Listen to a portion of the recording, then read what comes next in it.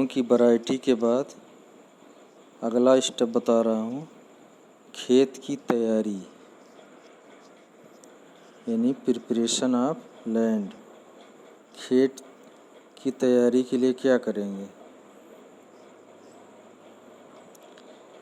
Actually जो है हमारे यहाँ अक्सर गेहूं की बुआई धान के बाद की जाती है, इसलिए फसल की बुआई में काफ़ी विलम्ब होता है। इसलिए गेहूं की बुआई के लिए खरीफ में कौन सी फसल लेनी है ये निश्चित करना चाहिए। फिर भी अगर आप गेहूं की बुआई कर रहे हैं तो खेत की तैयारी के लिए पहली जुताई मिट्टी पलट हल से, इसके बाद 2-3 जुताई कल्टीवेटर से या तो डिस्क हैरो से 2 बार जुताई करनी चाहिए, ताकि जो ठूंठ या रेसिड्यू वगैरह हो वो टुकड़ों में कट जाए। आजकल रोटावेटर का प्रयोग हो रहा है तो अब उससे भी जुताई किया जा सकता है। इसके अतिरिक्त अगर धान की खेती के बाद गेहूं की खेती किया जा रहा है तो धान के ठूंठ को सड़ाने के लिए 15 से 20 किलोग्राम नाइट्रोजन यानी यूरिया, 20 किलो यूरिया प्रति हेक्टेयर की दर से जुताई यानी पहले जुताई के समय खेत में प्रयोग करना चाहिए। 20 किलोग्राम नाइट्रोजन और उसको यूरिया के रूप में देना है 1 हेक्टेयर में, जुताई के समय ही, खेत की तैयारी के समय। और अगर आप रोटावेटर से जुताई कर रहे हैं तो एक ही बार में खेत तैयार हो सकता है। इसके बाद बुआई का समय, जहाँ तक गेहूं की बुआई का समय है उसके लिए जब टेम्परेचर, निर्धारित टेम्परेचर मिल जाता है तभी बुआई करना चाहिए। गेहूं की बुआई के लिए 20 डिग्री सेल्सियस टेम्परेचर ज़रूरी है, इसलिए जब 20 डिग्री टेम्परेचर उपलब्ध हो जाए तभी गेहूं की बुआई करना चाहिए। वैसे अगर आप असिंचित क्षेत्र में बुआई कर रहे हैं तो 30 अक्टूबर तक ज़रूर कर देना चाहिए। अगर सिंचित एरिया है तो टाइमली सोइंग नवंबर माह में 25 नवंबर तक ज़रूर कर देना चाहिए। और अगर विलम्ब से बोना है तो दिसंबर में बुआई करनी चाहिए। लेकिन गेहूं की बुआई जैसे जैसे लेट होगा प्रति हेक्टेयर उत्पादन घटता जाएगा। सीड रेट और सीड ट्रीटमेंट, बीज दर और बीज शोधन, इसमें क्या करते हैं, अगर आप लाइन से बुआई करेंगे या सीड ड्रिल से बुआई करेंगे तो 80 से 100 किलोग्राम, नॉर्मल वे में 100 किलोग्राम प्रति हेक्टेयर बीज दर होता है। लेकिन अगर छिटकवा विधि से बुआई किया जाए या लेट बुआई करना हो तो 125 केजी प्रति हेक्टेयर की दर से बीज लगेगा। इसके अतिरिक्त एक और विधि है डिबलर मेथड। डिबलर मेथड से गेहूं की बुआई करना है तो बहुत कम बीज लगेगा, 25 से 30 केजी, 25 से 30 केजी प्रति हेक्टेयर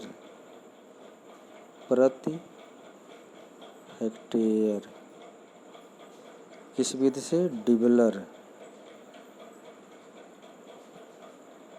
डिबलर एक यंत्र है, देहात का यंत्र है, जिसे गांव का साधारण बढ़ई भी बना सकता है। इसमें एक हैंडल होता है बांस या लकड़ी का और एक फ्रेम होता है। उस फ्रेम में 27 खूंटियाँ होती हैं, 3 लाइन में 9-9 खूंटी लगी होती है। एक व्यक्ति उसको उठा के तैयार किए हुए खेत में पटकता है, जिसे एक साथ 27 छिद्र हो जाते हैं और दूसरा आदमी उसमें एक एक करके बीज डालता है। इसलिए इस विधि से बुआई करने में बीज दर बहुत कम लगता है, 25 से 30 किलोग्राम प्रति हेक्टेयर। लेकिन यह विधि केवल छोटे क्षेत्रफल में बुआई करने के लिए उपयुक्त है। स्पेसिंग या कितनी दूरी पर बुआई करना चाहिए, तो उसके लिए अगर आप सामान्य रूप से बुआई करते हैं तो 18 से 20 सेंटीमीटर लाइन से लाइन की दूरी, और बुआई की गहराई 5 सेंटीमीटर करना चाहिए। अगर आप लेट यानी विलम्ब से बुआई कर रहे हैं तो 15 से 18 सेंटीमीटर, और गहराई भी घटा देनी चाहिए 4 सेंटीमीटर। यानी लाइन से लाइन की दूरी 15 से 18 सेंटीमीटर और बुआई की गहराई 4 सेंटीमीटर। ऐसा जो है विलम्ब में यदि दिसंबर में आप बो रहे हैं तो, अगर समय से नवंबर में बुआई करना है तो ये लाइन से लाइन की दूरी 18 से 20 सेंटीमीटर और गहराई जो है 5 सेंटीमीटर। बहुत इम्पॉर्टेंट चीज़ है, इसको आप याद करके लिखिए। नेक्स्ट, कैसे बुआई करना है तो उसी में मैंने बता दिया। या तो आप हल के पीछे कोण में बुआई करें, या तो आजकल seed cum ferti drill machine आ गया है, उससे बुआई कर सकते हैं। एक साथ ही उर्वरक और बीज दोनों कोण में गिरता रहेगा। मानक यह है बुआई का कि 1 वर्ग मीटर, जैसे 1 वर्ग मीटर एरिया में 400 से 500 बाली युक्त पौधे जरूर होना चाहिए, इससे उत्पादन अच्छा होता है। आजकल एक नया विधि गेहूं की बुआई का है, उसका नाम है FIRB। इसका फुल फॉर्म है furrow irrigated raised bed method. मतलब इसमें जो है बेड प्लांटिंग करते हैं, मेड़ों पर गेहूं की बुआई की जाती है। इसके लिए ये जो है एक बेड प्लांटर मशीन होता है, उससे नाली बनाई जाती है और 2 मेड़ों के बीच में ये नाली हो जाती है, और इस नाली का प्रयोग सिंचाई करने में तथा वर्षा ऋतु में एक्स्ट्रा वाटर यानी जल निकास के लिए प्रयोग किया जा सकता है। एक मेड़ पर 2 से 3 लाइन में गेहूं की बुआई करते हैं। और इसके साथ साथ अगर आप गेहूं बो रहे हैं शरतकालीन गन्ना भी इंटरक्रॉपिंग यानी अंतः फसली के रूप में आप बो सकते हैं। अब ये नया विधि जो मैंने अभी बताया है FIRB,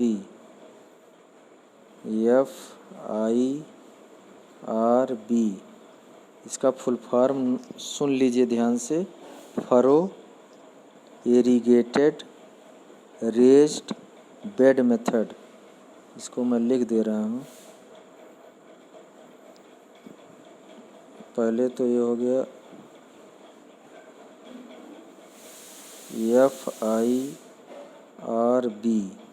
अब इसका फुल फॉर्म है फरो FURROW,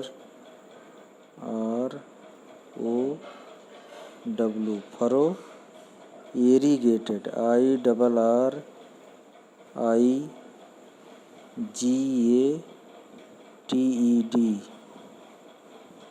इरिगेटेड। आर से क्या होगा, रेज्ड, RAISED,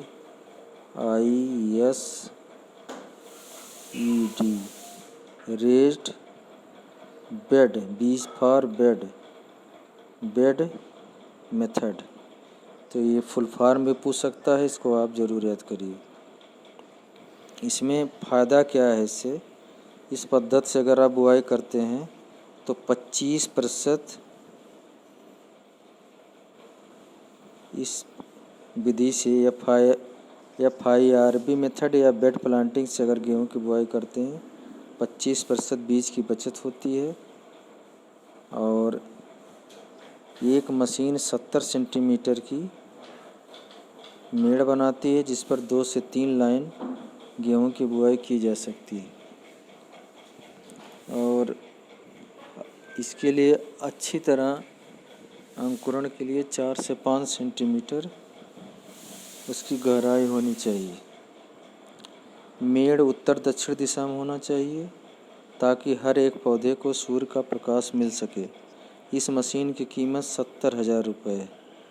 इस विधि से बोए गए गेहूँ में 25 से 40% पानी की भी बचत होती है। और यदि खेत में पर्याप्त नमी नहीं है तो बुआई के 5 दिन के अंदर सिंचाई कर देना चाहिए।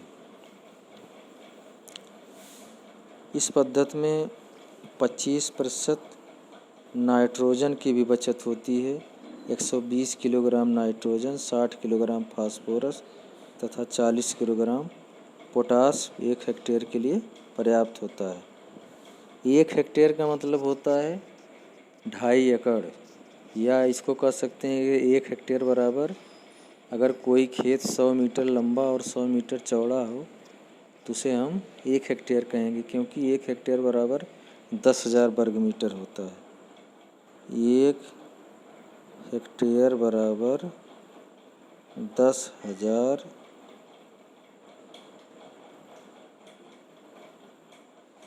मीटर स्क्वायर है। इसको ध्यान दीजिए, इसको याद करिए, ये आपको बार बार इसकी आवश्यकता पड़ेगी।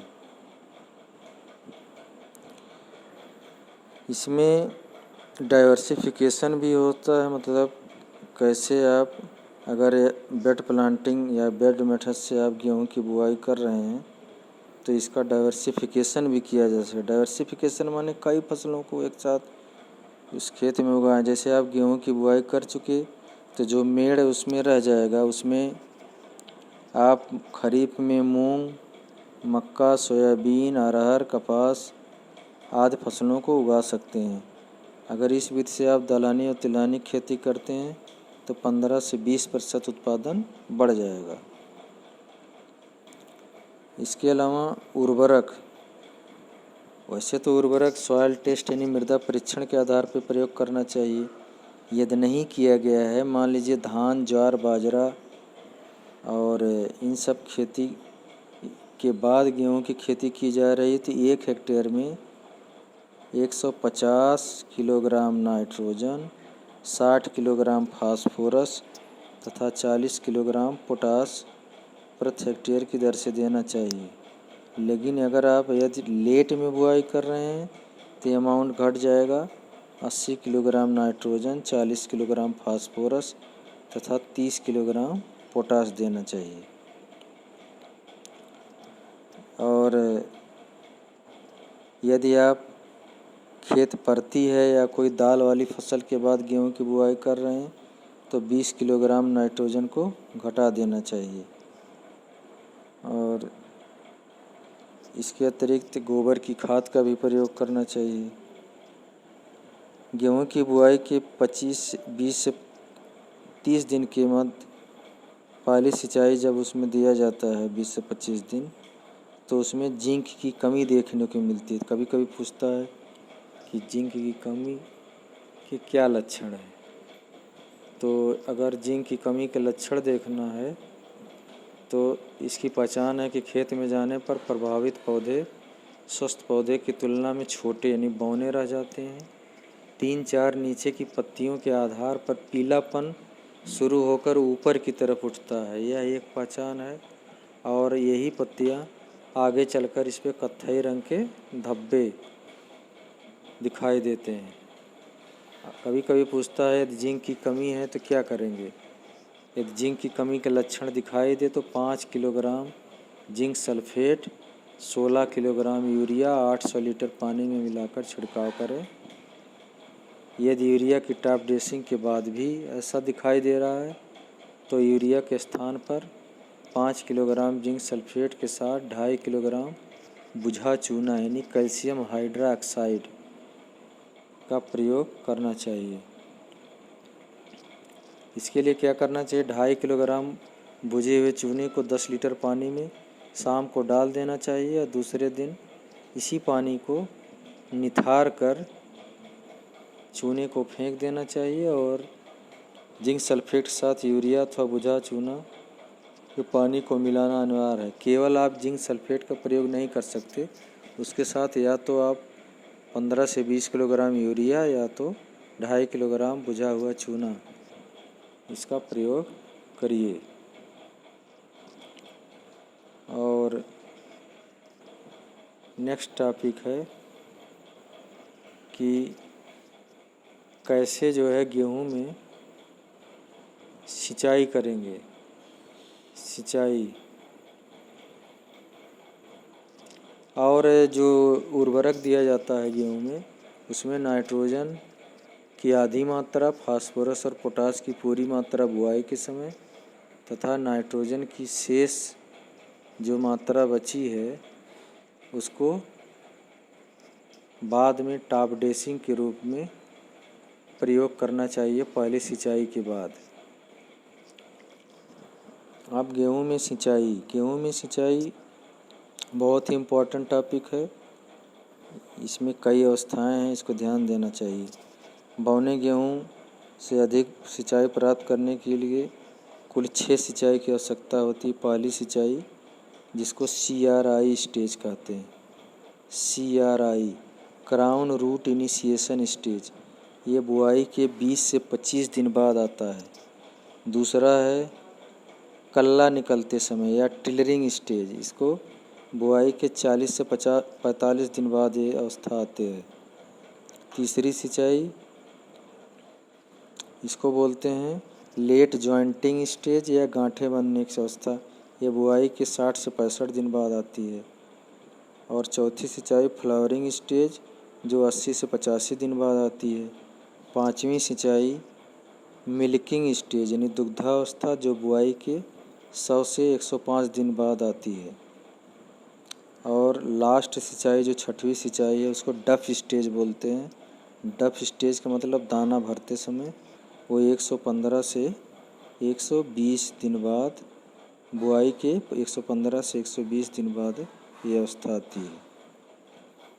लेकिन कभी कभी कंडीशन होता है, मान लीजिए किसी किसान के पास केवल सीमित सिंचाई के साधन है, तब क्या करना चाहिए। अगर मान लीजिए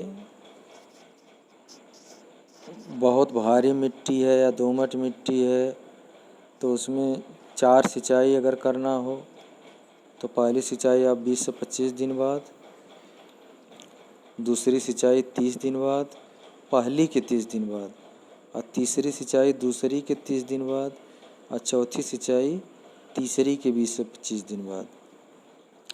यदि लिमिटेड इरिगेशन फैसिलिटी है, मान लीजिए अगर 3 सिंचाई की सुविधा है, तो 20 से 25 दिन बाद जो ताजमूल अवस्था है, फिर बाली निकलते समय, और तीसरा दुग्धावस्था समय।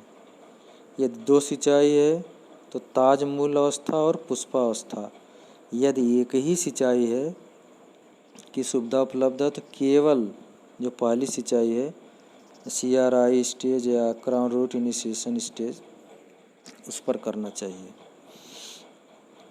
Thank you.